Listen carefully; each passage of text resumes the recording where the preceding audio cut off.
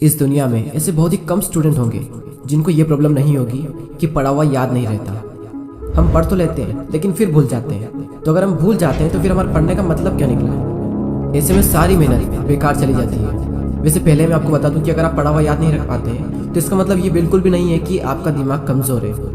सोचो अगर आपका दिमाग हर चीज़ को याद रखने लग जाए तो एक दिन में हमारे साथ में कितनी चीज़ें होती है। दिमाग का कचरा हो जाएगा अगर दिमाग सारी बातों को याद रखने लग जाए तो। वैसे हमारा मेन टॉपिक है कि हम पढ़ा हुआ याद कैसे रखें। अगर इस प्रॉब्लम का सोल्यूशन निकल गया तो आपका टाइम भी बचेगा और आपको रिजल्ट भी बहुत ज़्यादा मिलेगा। पढ़ा हुआ सब कुछ याद रखना मुश्किल है लेकिन फिर भी काफ़ी हद तक हम इसे कंट्रोल कर सकते हैं, लेकिन पूरी तरीके से नहीं। मैं आपको 3 तरीके बताने वाला हूँ। अगर आप यूट्यूब पर गूगल पर सर्च करोगे तो आपको कई सारे टिप्स मिल जाएंगी, लेकिन ये जो टिप्स मैं आपको बता रहा हूँ ये मेरे पर्सनल एक्सपीरियंस से और काफ़ी रिसर्च करने के बाद मैं आपको बता रहा हूँ। आप यकीन मानिए कि ये 3 टिप्स इतनी ज़्यादा इफेक्टिव है कि इनको यूज़ करने के बाद आपका टाइम भी बचेगा और आपको रिजल्ट भी 2 गुना मिलेगा। तो पहला जो पॉइंट है वो है स्टडी लेस स्टडी गुड। भले ही कम पढ़ो लेकिन अच्छा पढ़ो।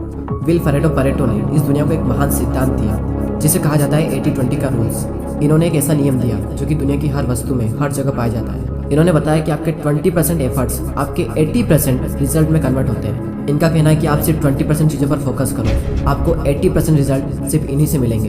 एग्जाम्पल के लिए विल परेटो बताते हैं कि दुनिया का 80% पैसा और ज़मीन इस दुनिया के 20% लोगों के पास में है। 80% क्राइम इस दुनिया के 20% लोग करते हैं।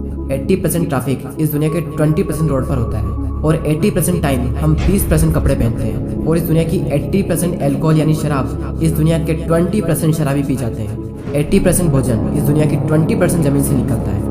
80% बारिश इस दुनिया के 20% बादलों से होती है। इस दुनिया के 80% इन्वेंशन इस दुनिया के 20% साइंटिस्ट ने किए हैं। और सिर्फ यहीं तक नहीं, यही आंकड़ा हमारे अपने यूट्यूब चैनल पर भी लागू होता है। 80% वॉच टाइम उन लोगों से आता है जिन्होंने इस चैनल को सब्सक्राइब नहीं किया है। कहीं आप भी तो उन 80% लोगों में से नहीं हो।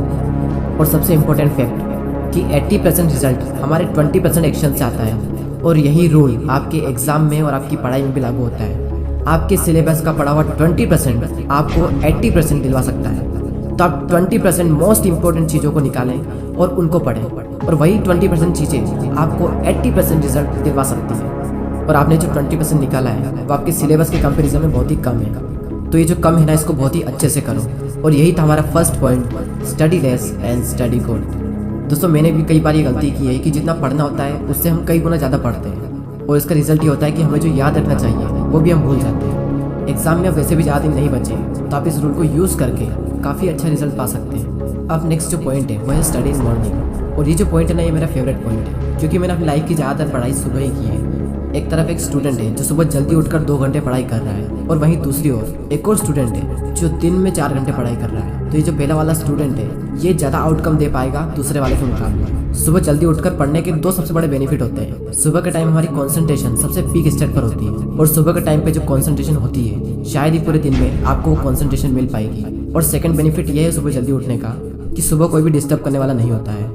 एनवायरनमेंट में एक अलग ही साइलेंस होता है, और उस साइलेंस में कुछ नया सीखने का मजा ही कुछ और होता है। आप सुबह जल्दी उठकर 3 घंटा पढ़िए, और उसके बाद में पूरे दिन अगर आप सिर्फ मुश्किल से आधा से 1 घंटा भी पढ़ते हैं तो बहुत है आपके लिए।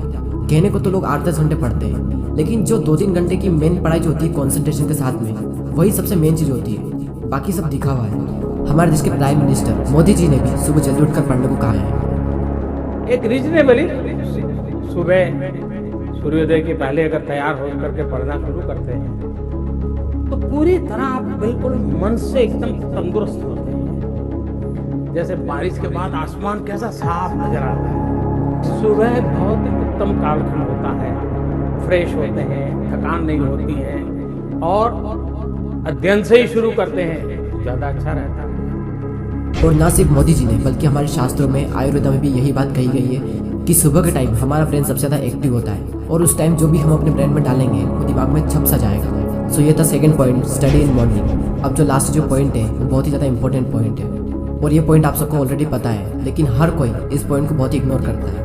और वो पॉइंट है पढ़ाई के बीच में रेस्ट लेना। कुछ लोग होते हैं जो रेस्ट ही नहीं लेते हैं, और कुछ लोग ऐसे होते हैं जो बहुत लंबा रेस्ट लेते हैं, और इस बीच में कुछ लोग ऐसे होते हैं जिनकी पूरी ज़िंदगी रेस्ट लेने में निकल जाती है, और एंड में वो खुद रेस्ट इन पीस हो जाते हैं। पढ़ाई के बीच में कितना रेस्ट लेना चाहिए ये मैं आपको नहीं बताने वाला, ये आप खुद तय करें अपने अकॉर्डिंग। आपको फिर से एनर्जी प्रोड्यूस करने के लिए कितना टाइम चाहिए ये आपको आपके अलावा कोई नहीं बता सकता।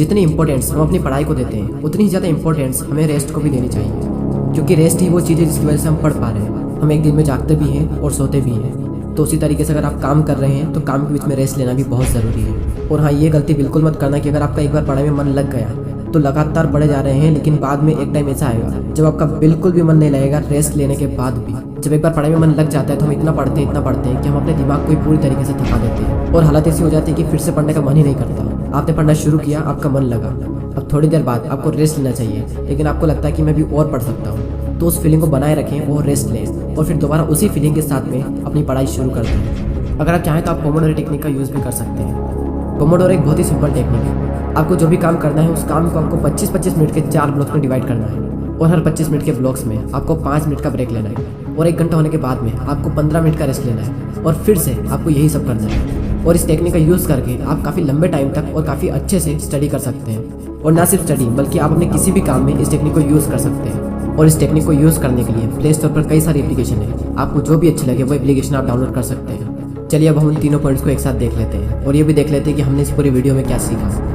हमारा जो मेन टॉपिक था वो ये था कि पढ़ा हुआ याद कैसे रखें, और उसके सॉल्यूशन के लिए हमने 3 पॉइंट्स देखे, जिसमें से पहला है study less study good, second है स्टडी इन मॉर्निंग और थर्ड है रेस्ट लेना। फर्स्ट पॉइंट में हमने 80-20 के प्रिंसिपल को समझा कि किस तरीके से आपको 80% रिजल्ट आपके अपने 20% काम से मिलेंगे, और साथ ही हमने ये सीखा कि आपको फोकस करना चाहिए अपनी 20% स्टडी पर जो आपको 80% रिजल्ट दिला सकती है। सेकंड पॉइंट था कि स्टडी इन मॉर्निंग, यानी कि सुबह उठकर पढ़ो, और इस पॉइंट में हमने देखा कि किस तरीके से आप जल्दी उठकर हाई कंसंट्रेशन वाली स्टडी कर सकते हो। और थर्ड पॉइंट है स्टडी के बीच में ब्रेक लेना, और इस पॉइंट में हमने रेस्ट की इंपॉर्टेंस को जाना। जितना इंपॉर्टेंट जागना होता है उतना इंपॉर्टेंट सोना होता है, उसी तरीके से जितना इंपॉर्टेंट काम करना होता है उतना ही इंपॉर्टेंट रेस्ट लेना भी होता है। और थर्ड पॉइंट में ही हमने पोमोडोरो टेक्निक के बारे में जाना। जो भी काम आप करना चाहते हो उस काम को 25-25 मिनट के 4 ब्लॉक्स में डिवाइड कर दें और हर 25 मिनट के बाद में 5 मिनट का ब्रेक लें, और जब पूरा 1 घंटा हो जाए तो उसके बाद में 15 मिनट का रेस्ट लें। और इस टेक्निक का यूज़ करके भी आप लंबे टाइम तक काफ़ी अच्छे से पढ़ाई कर सकते हो। और दोस्तों, अगर आपने पूरे साल पढ़ाई नहीं की है तो अब भी आपके पास में टाइम है, क्योंकि वो किसी ने क्या खूब बात कही है कि जो हो गया उसे सोचा नहीं करते, जो मिल गया उसे खोया नहीं करते। सफलता उन्हें ही हासिल होती है जो वक्त और हालातों पर रोया नहीं करते। अगर आप अब भी शुरू करते हो और दिल लगा कर मेहनत करते हो तो अब भी आप कई लोगों से आगे निकल सकते हो। बस मेहनत खामोशी से कीजिए और इतनी मेहनत करो कि आपकी सफलता शोर मचा दे। अब वैसे ही बहुत टाइम निकल चुका है और एग्ज़ाम बहुत नज़दीक है, और जब इतना कम टाइम बचा है तो बैठे बैठे ज़िंदगी बर्बाद ना कीजिए, क्योंकि ये ज़िंदगी मिलती है कुछ कर दिखाने के लिए। रोके अगर आसमान हमारे रास्ते को तो तैयार हो जाओ आसमान झुकाने के लिए। अब बात आती है उन 80% लोगों की जो वीडियो तो देखते हैं लेकिन सब्सक्राइब नहीं करते। यूट्यूब पर आपको वीडियो बिल्कुल फ्री में मिल रहा है और सब्सक्राइब करने का भी यूट्यूब आपसे पैसा नहीं लेता है, तो फिर मैं ये सोचता हूँ कि आप सब्सक्राइब क्यों नहीं करते। दोस्तों, बहुत मेहनत लगती है वीडियोस बनाने में। आपका एक सब्सक्राइब और एक कमेंट मुझे बहुत मोटिवेट करता है आने वाले टाइम में इससे भी अच्छे वीडियोस बनाने के लिए। मैं लेता हूँ आपसे अलविदा। Thanks for watching.